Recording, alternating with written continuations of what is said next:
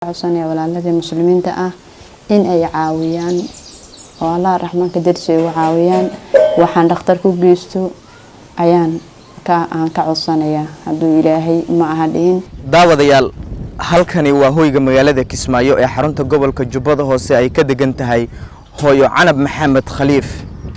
waa hooyo Soomaaliyeed oo haysata 3 gabdhood oo laba ka mid ah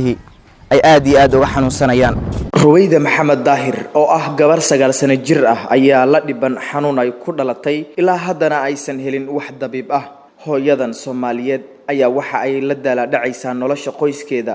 aabaha caruurta dhalayna waa ay kala tageen hooyo Canab oo la hadashay muqbaahiyaha Jubbaland ayaa ka warbixisay xaaladda guud iyo xanuunka inanteeda Ruwayda sidoo kalena ka codsatay ummadda Soomaaliyeed inay ka caawiyaan caafimaadka ubadkeeda yar Maxamed Khaliif alaylaha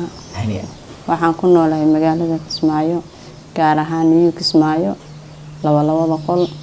oo la dhaho Madiina la dhaho dhaqaaqooda alxamdulillah irsaaqada Allah raxmaankan ku noolnahay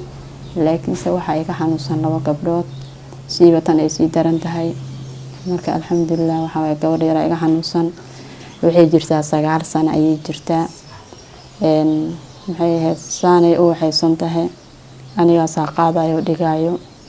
wax dhakhtar wali lama kulmin oo ma aanan awoodin dhakhtar caadi inaan taga ma ahana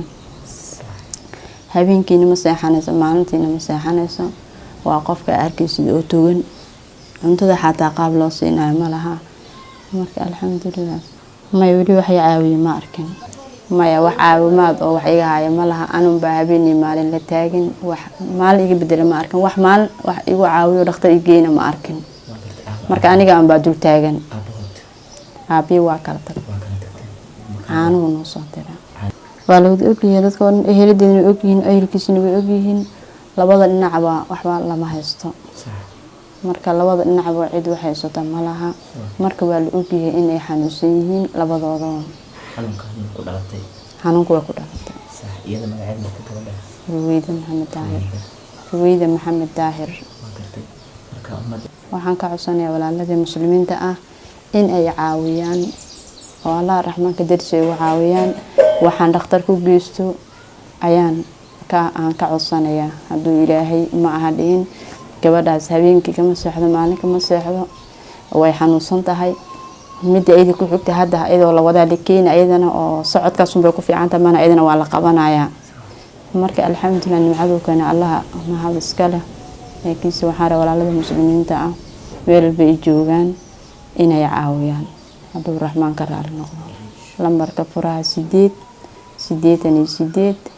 eber 7 41 furaha 8 eber 7 عبد القادر أحمد علي تلفزيون كجبلان كسمايو